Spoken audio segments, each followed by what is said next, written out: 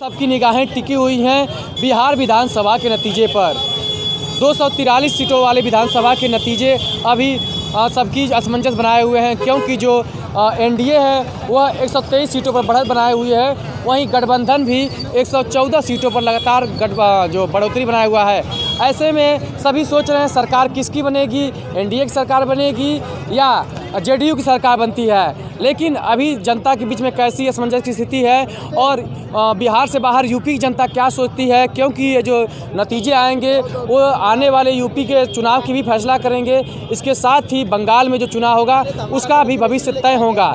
इस समय हमारे साथ मऊ जनपद के कुछ निवासी हैं, उन लोगों से जानना चाहेंगे कि इस परिणाम को कैसे देख रहे हैं। पूरे जो बिहार के नतीजे आ रहे हैं अभी तक कैसे देख रहे हैं उसे आप? निश्चित तौर पर बिहार के जो भी नतीजे हैं वो विकास से जुड़ के हैं। नीतीश जी ने पूर्व सरकार में रहे बिहार के मुख्यमंत्री और उन्होंने रहते हुए सबसे बड़ा जो मेरे हिसाब से फैसला उनका रहा शराबबंदी। तो इस तरह से देश में एक बड़ी आपदा थी जी नोटबंदी। जब देश में क्राइसिस हुआ था तो नोटबंदी करना पड़ा था, और जब बिहार की स्थिति को कंट्रोल करना था, नियंत्रित करना था, ऐसे में शराब पे लगाम लगाना उनका सबसे बड़ा कदम था। आज बिहार ने जनादेश दिया है, एक बड़ा जनादेश दिया है। भारतीय जनता पार्टी एक बड़ी पार्टी के रूप में उभर के आई है, ये खुशी का माहौल है। और दूसरे में हमारे नीतीश कुमार जी मुख्यमंत्री बने, ये हमारी उनकी तरफ से शुभकामनाएं हैं।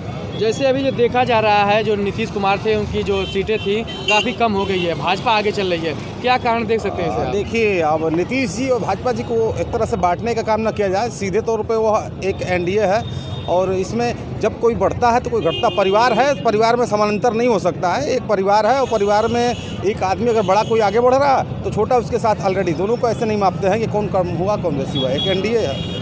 क्या उम्मीद लगा रहे हैं किसकी सरकार बनेगी क्या, क्योंकि अभी जो नतीजे आ रहे हैं वो काफ़ी कशमकश की स्थिति में है? बिहार राष्ट्रीय विचारों से एक सदियों से उसका इतिहास रहा है, देश की आज़ादी में भी उसका इतिहास रहा है। जब जब भी ज़रूरत पड़ी है राष्ट्रीय विचारों से राष्ट्रीय त्याग के रूप में जाना जाता है। आज बिहार ने एक फिर त्याग किया है। विशेष करके आप युवा हैं तो पूरे बिहार चुनाव में एक मुद्दा बना रहा है रोजगार को, तो उस मानक पर कैसे देख रहे हैं जो परिणाम आ रहे हैं? रोजगार को हमारे एक युवा वहाँ के मुख्यमंत्री के दावेदार थे, मैं नाम नहीं लेना चाहता हूँ, वैसे उस परिवार से बिलोंग करते हैं जिसका नाम आरजेडी और लालू यादव जी के परिवार से।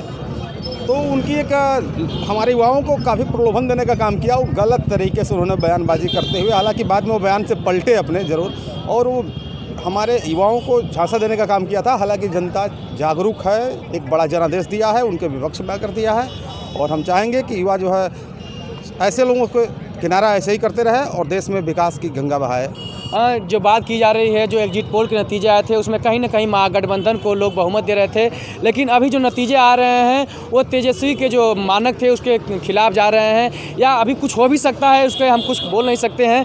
लेकिन इस चुनाव में तेजस्वी कैसे आगे आए और जिस समय जो मतगणना हो रही है वहाँ पर तेजस्वी का प्रदर्शन कैसा है, इस विषय पर भैया आपसे जानना चाहेंगे कि पूरे जो बिहार का विधानसभा चुनाव रहा उसमें तेजस्वी यादव कैसे आप देख रहे हैं?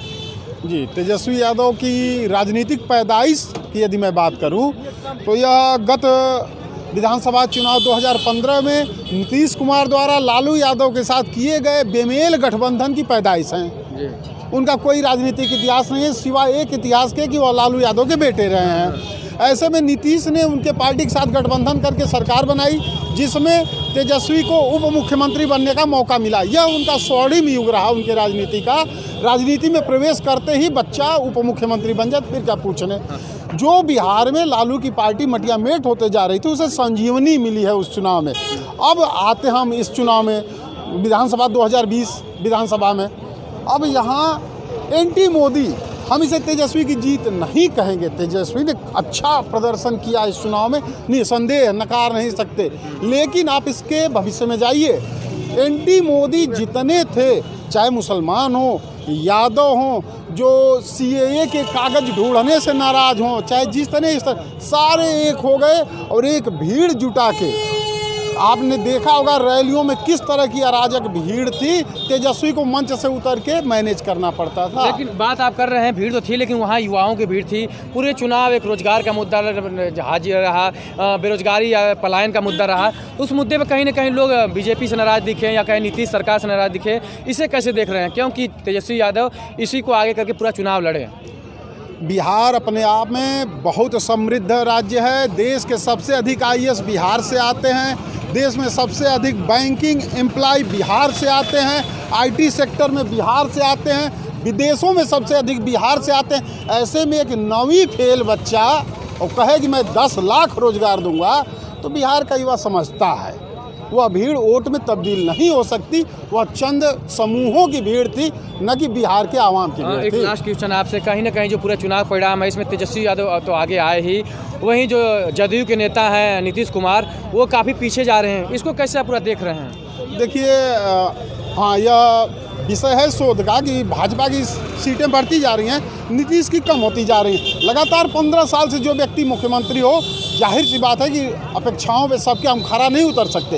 हम एक परिवार में सभी सदस्यों की अपेक्षा पे खड़े नहीं उतर सकते। वह तो मुख्यमंत्री है, 15 वर्षों से मुख्यमंत्री रहे। दूसरी बात, लोक जनशक्ति पार्टी जो चिराग पासवान अलग हो गए, अगर वह गठबंधन का हिस्सा रहे होते तो आज बिहार में निसंदेह 150 सीटें आई होती। बीजेपी कोई चाल तो नहीं है, ये प्रायोजित तरीके से तो चिराग को आगे तो नहीं किया गया? नहीं, ऐसा कतई नहीं कर सकते।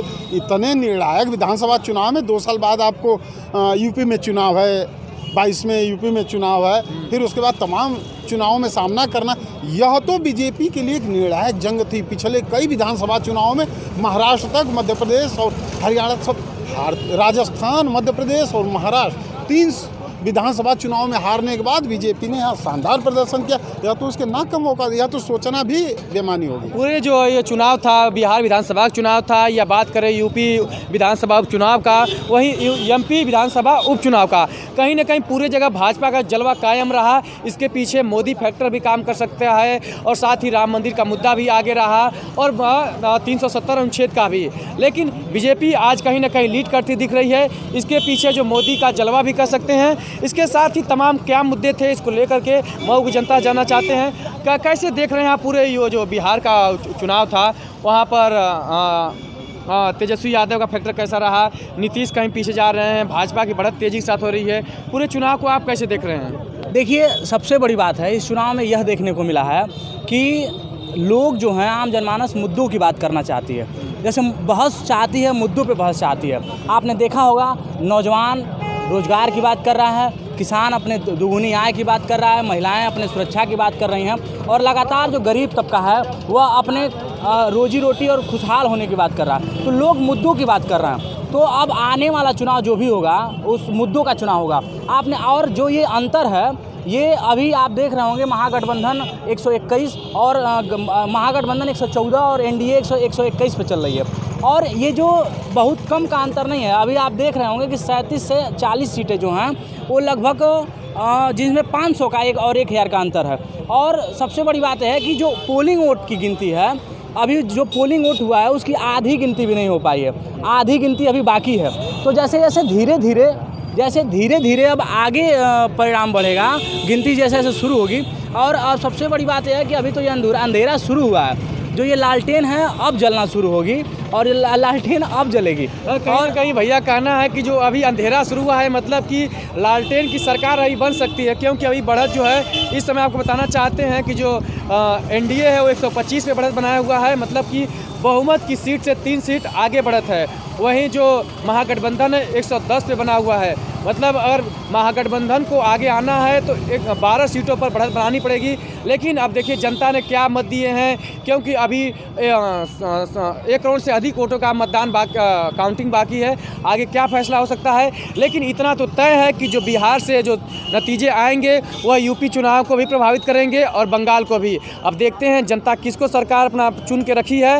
ये तो लग रहा है कि 12 बजे रात तक फैसला होगा।